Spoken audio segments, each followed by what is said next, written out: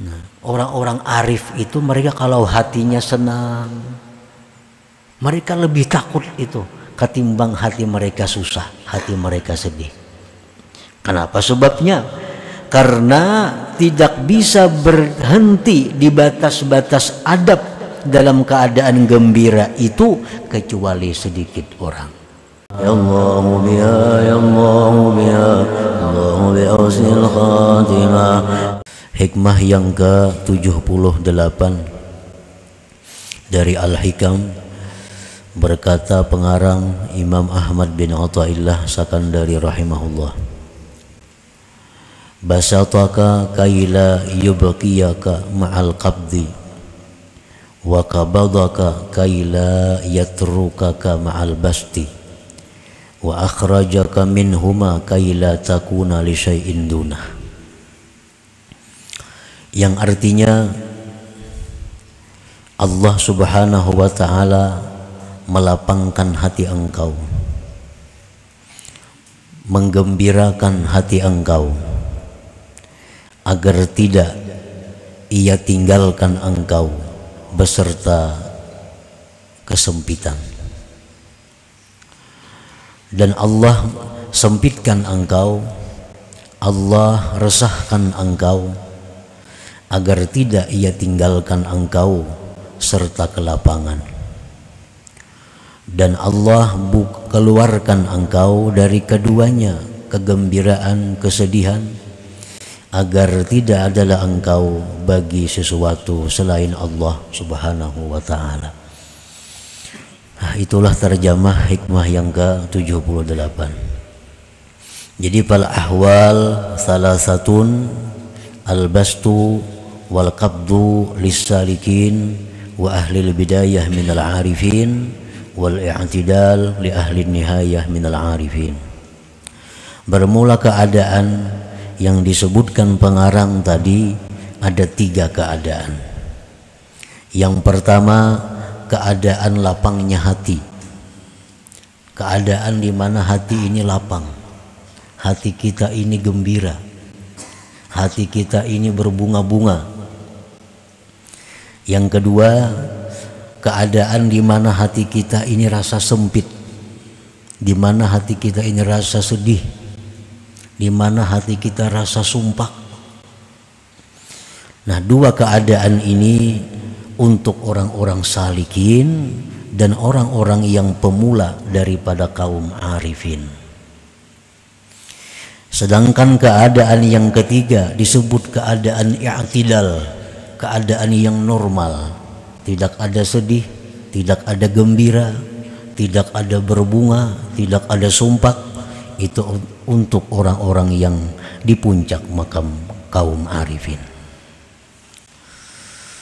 Nah, para muhibbin rahimakumullah, al-bastu fal-bastu imma bisababin wa imma bi ghairi sabab. Lapangnya hati, berbunga-bunganya hati ada kalanya dengan sebab, ada kalanya tanpa sebab. Kadang-kadang hati kita ini senang, lapang, ada sebabnya. Kadang-kadang hati kita bisa juga lapang, hati kita rasa senang, padahal kada apa-apa sebabnya. Kada kita ketahui sebabnya apa, kada tahu juga, cuma hati kenapa asa senang, asa berbunga-bunga. Nah, itu kadang-kadang bisa terjadi. Amma asbabuhu salasah, adapun sebabnya itu lapang hati, sebab-sebabnya berbunga-bunga hati ada 3. Pertama, ziyadatun bitta'ah, bertambah pada ketaatan. Kita pada hari ini misalnya mampu melaksanakan suatu ibadah yang berat, maka selesai kita melaksanakan itu tentu hati kita senang. Contohnya orang yang puasa, puasa menahan lapar haus, Begitu tiba waktu buka puasa, tentu hati kita senang, hati kita lapang. Nah, itu kelapangan hati itu sebabnya kita selesai melaksanakan taat. Orang berihram, sekian hari menjalani ihram, tidak boleh memakai pakaian yang mengurung badan, tidak boleh berwangi-wangian, tidak boleh itu, tidak boleh ini. Begitu sudah tahallul, tentu hati kita berbunga-bunga, tentu hati kita senang. Nah, ini namanya kesenangan hati itu disebabkan selesainya berbuat ketaatan. Rasulullah sallallahu alaihi wasallam bersabda, "Man sarrathu hasanatuhu wa sa'athu sayyi'atuhu fahuwa mu'min." Orang yang gembira hatinya karena perbuatan taatnya dan risau hatinya karena perbuatan dosanya, maka itulah orang yang beriman. Orang beriman itu pasti lapang, senang hati sesudah melakukan taat. Orang yang beriman selalu susah, gelisah, takut sesudah melakukan dosa. Itu tanda orang yang beriman. Nah, jadi pertama sebabnya lapang hati, sebabnya berbunga-bunga hati adalah tambahan taat kepada Allah Subhanahu wa ta'ala.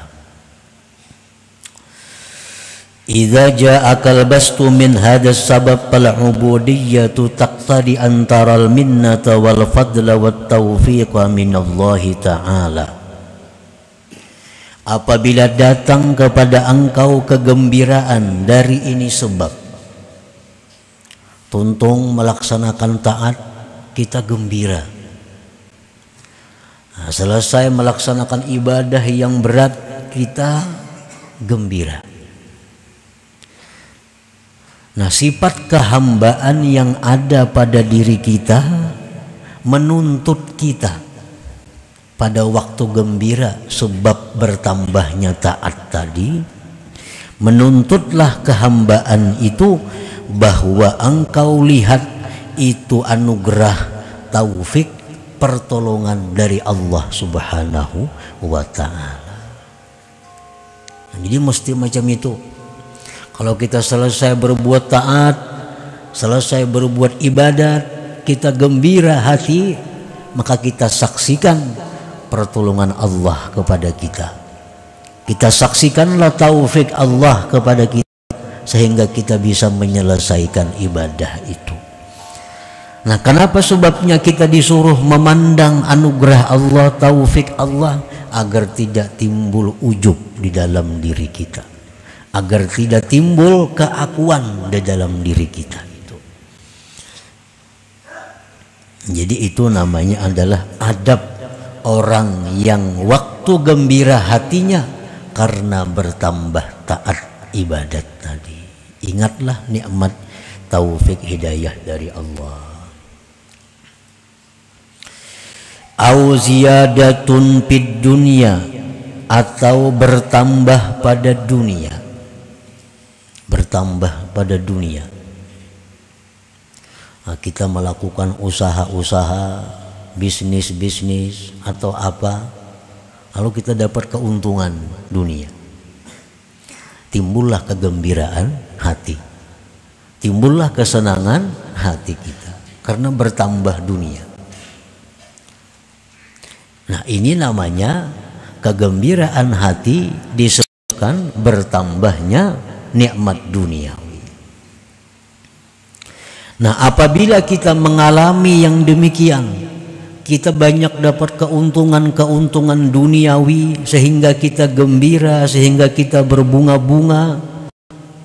Fal ubudiyah taqtadi, maka sifat kehambaan kita ini menuntut antashkurallah, bahwa engkau bersyukur kepada Allah.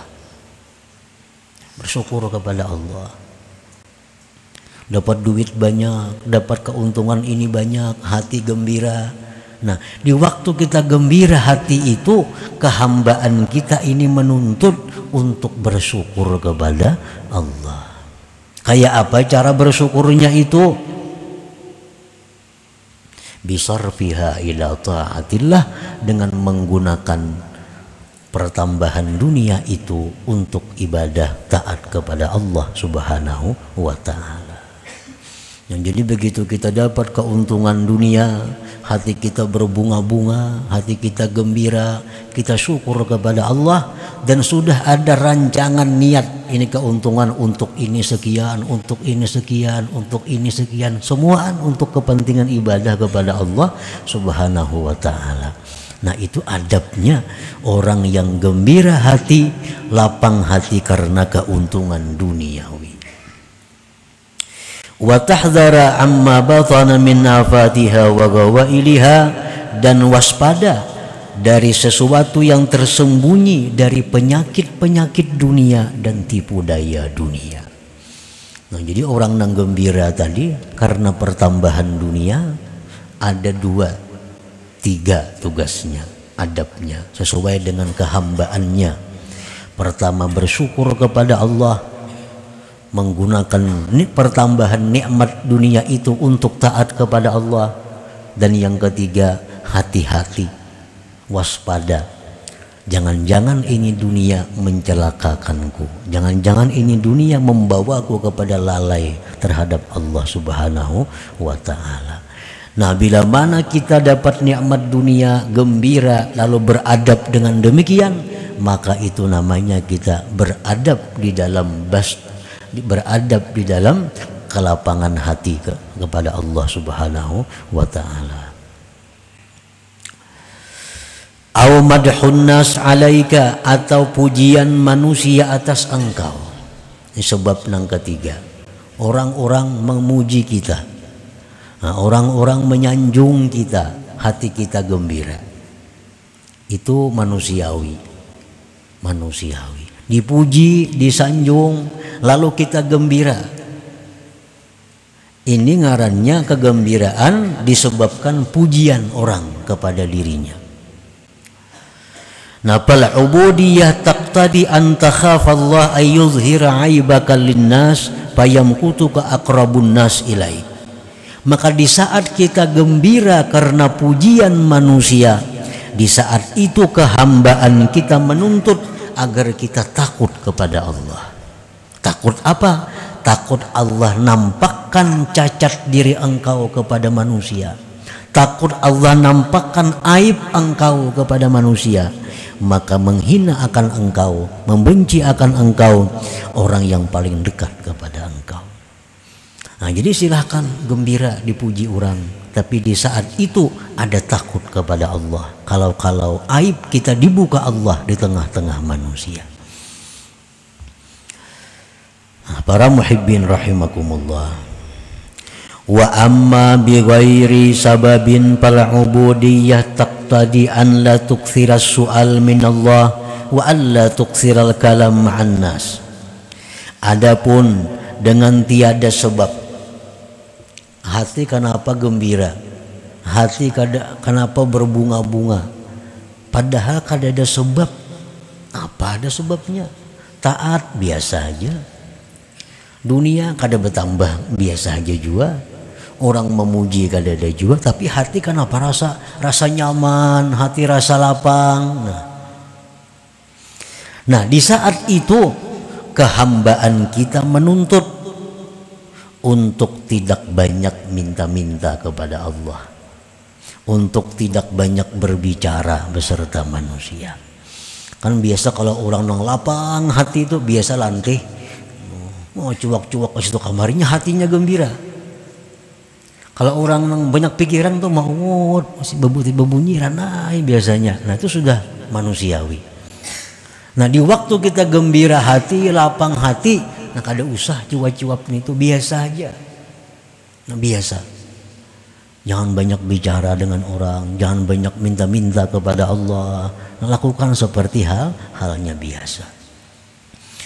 Nah, para muhibbin rahimakumullah.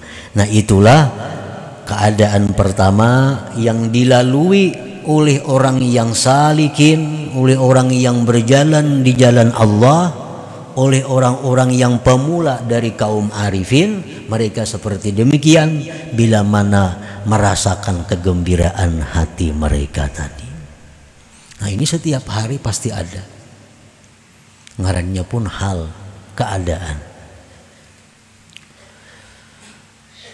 Wa ammal qabdu, adapun sempit hati, sumpah, risau, imma bisababin wa imma bighairi sabab. Kadang-kadang kan apakah hati rasa kada karuan. Nah itu bisa ada sebabnya, bisa kada ketahuan sebabnya.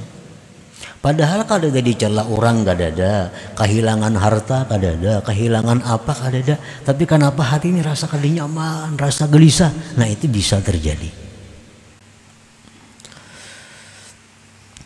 Amma asbabuhu salasa, adapun sebabnya sempit hati, adapun sebab-sebabnya kerisauan hati ada 3.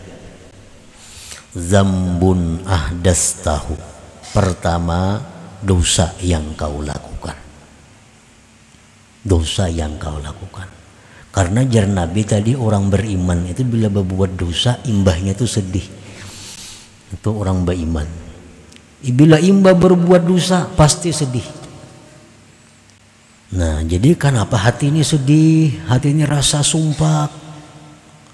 Barangkali sebabnya satu, ada dosa yang diperbuat. Nah, ada dosa yang dilakukan. Fal ubudiyah taqtadi an tatuba ila Allah Ta'ala wa tatluba ar-ridha wal halal mimman tazlimu. Maka kehambaan itu menuntut bahwa engkau tubat kepada Allah dan meminta ridha dan halal dari orang yang kamu zalim akan dia. Kalau kita ini susah hati, kalau kita ini gelisah hati, tahu sebabnya karena ada dosa yang dilakukan, segeralah tubat. Itu kehambaan kita menuntut demikian. Segera tubat kepada Allah. Kalau menzalim orang, cepatlah minta halal kepada orang itu.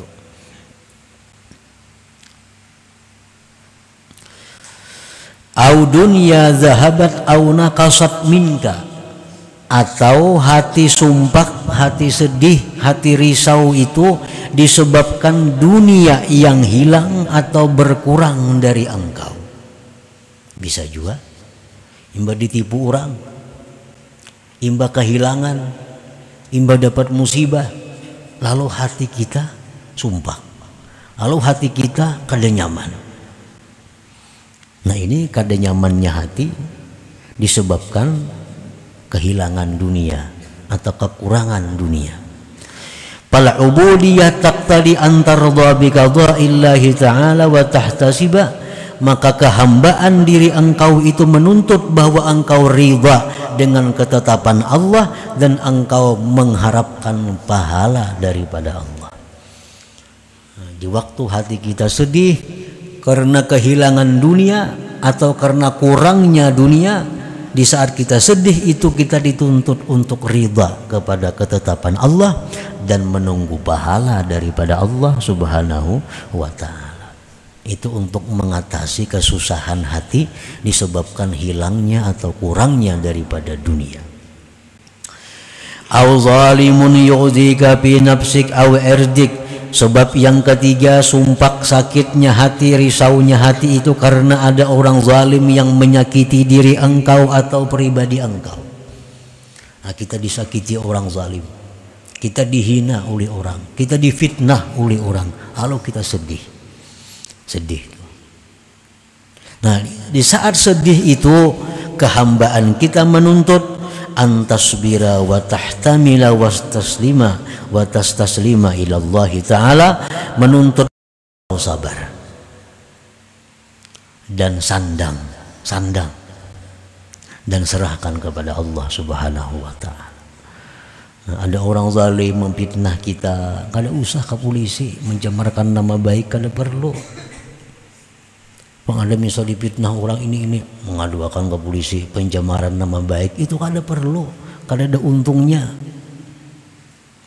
Nah, kalau kita mencari akhirat, kecuali untuk kejayaan dunia, nah itu terserah aja lagi. Kalau untuk akhirat mengadu ke polisi karena kita difitnah orang, itu kada ada untungnya.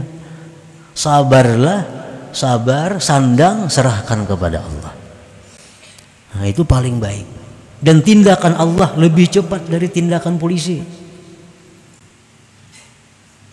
Nah, polisi kan perlu saksi, mana saksinya? Nah, berapa hari mau urus mencari saksi segala macam. Allah Ta'ala untan langsung. Di saat kita melapor, saat itu diterima. Dan kada perlu ada saksi kalau kita dizalim atau dianiaya orang. Nah, jadi apabila kita sakit hati, sumpah hati karena ada yang memfitnah kita, ada yang mengganggu kehormatan kita, nah sabar. Kada usah dilawan artinya. Kada usah dilawan. Bila melawan tuh berusia labihan, kita jadi orang zalim. Melawan tuh kalau kelebihan lawanannya. Baik amun kawapas dan sulit kawapas itu. Kalau kau diketahui pas kadanya. Nah kalaunya itu labihan, kita jadi 2 kali dosa. Kita jadi 2 kali sakit. Pertama sakit dizalim orang, nang kedua kita sakit dapat dosa karena labihan membalas. Nah jadi apabila kita sakit hati karena diganggu orang diri kita, kehormatan kita, maka sabarlah dan sandang. Sandang aja, serahkan kepada Allah Subhanahu wa Ta'ala, laporkan kepada Allah, ya Allah yang maha tahu, yang maha mengetahui, hamba telah diganggu oleh Fulan bin Fulan, untuk selanjutnya hamba serahkan kepada Engkau urusan ini. Cukup, Allah akan menindak sesuai dengan ketentuan dan kebijaksanaan Allah Subhanahu wa Ta'ala. Nah, para muhibbin rahimakumullah, jadi keadaan gembira hati disebut dalam istilah orang tasawuf itu ngarannya basat. Nah, hati yang sempit risau disebut dalam istilah tasawuf ngarannya kabat. Nah, basat satu keadaan yang memerlukan adab. Kabat satu keadaan yang memerlukan adab juga. Nah, jadi bagaimana kita mengatur diri kita supaya jangan lepas dari adab walaupun dalam keadaan basat atau dalam keadaan kabat itu. Dalam keadaan gembira hati, kada tergelincir dari jalan. Dalam hati yang susah, hati yang sakit, kada tergelincir dari jalan.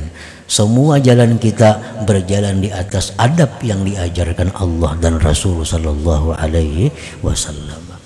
Nah, orang-orang salikin, orang-orang yang pemula dari arifin itu selalu silih berganti datang. Kadang-kadang hatinya ada gembira, kadang-kadang sedih, kadang-kadang gembira, kadang-kadang sedih. Nah, itu selalu berganti. Nah, oleh karena itu diperlukan adab. Kalau gembira mesti macam ini hati kita. Kalau susah, gelisah mesti macam ini hati kita. Supaya kedua-duanya membawa kepada martabat kita yang lebih tinggi di sisi Allah Subhanahu wa Ta'ala.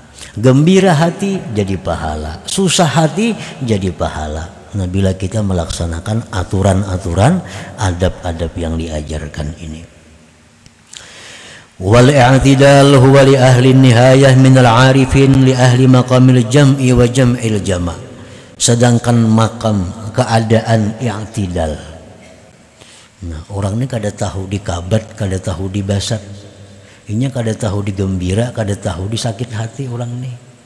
Nah ini keadaan orang-orang yang sudah di puncak ma'rifat, orang-orang yang sudah berada di makam jama' dan jam'ul jama'.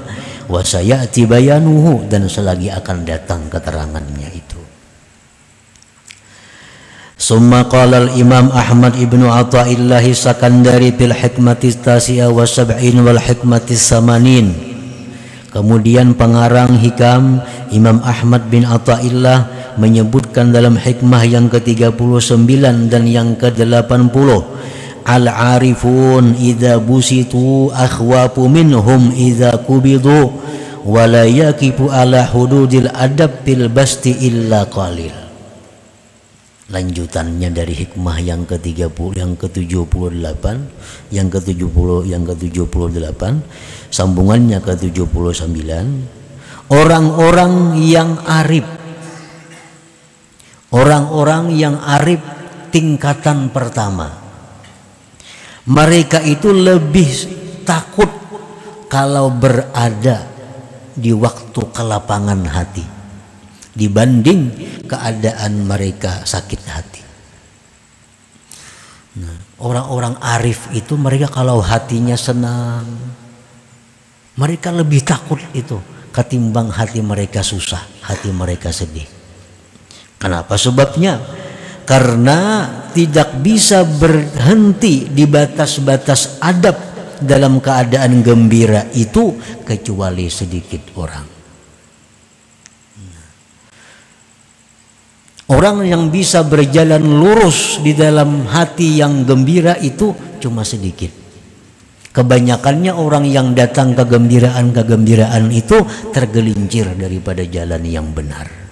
Orang yang datang nikmat harta biasanya lupa diri menggunakan harta. Orang yang dipuji orang biasanya takabur dengan pujian-pujian itu. Orang yang menyelesaikan ibadah yang sulit biasanya ujub dengan dirinya. Nah, sedikit sekali orang yang dalam gembira itu bisa lurus. Nah, sedangkan orang yang dalam keadaan sakit hati banyak yang lurus. Dulu kada pernah berzikir, sakit hati banyak zikir. Nah, itu banyak manusia. Lagi senang, lagi kaya, jarang ada memegang Al-Quran, jarang ambil tasbih. Nah, sudah duit tapi ada lagi, hutang banyak, Quran kada lapas di tangan, tasbih nah digulung bandak sama sekali. Nah, jadi orang-orang yang arifin, yang pemula itu mereka lebih senang dalam keadaan sakit hati daripada gembira hati. Karena gembira hati itu seringkali membuat mereka tergelincir daripada adab, daripada tata cara yang baik di hadapan Allah Subhanahu wa ta'ala. Nah, hikmah yang ke-80. Kenapa sebabnya demikian tadi? Al-bastu ta'khudun nafsu minhu hazzaha biwujudil parah wal qabdu la hazza lin nafsi bihi. Kenapa orang arif tadi mereka lebih suka sakit hati, lebih suka sumpah daripada hati yang berbunga-bunga? Alasannya sulit menjaga adab di waktu lapang. Yang kedua, alasannya waktu lapang itu sesuai dengan nafsu. Sesuai dengan nafsu. Sedangkan waktu sakit, waktu susah itu bertentangan dengan nafsu. Nah, melakukan hal-hal yang bertentangan dengan nafsu itu merupakan ibadah yang tersendiri, merupakan ibadah yang tersendiri melawan nafsu itu. Nah, dua sebab itulah orang-orang yang berada pada makam ma'rifat yang pemula, mereka itu menyukai keadaan-keadaan yang sedih, keadaan-keadaan yang susah, agar mereka bisa lurus di jalan yang benar, agar mereka bisa berjalan di atas adab yang benar.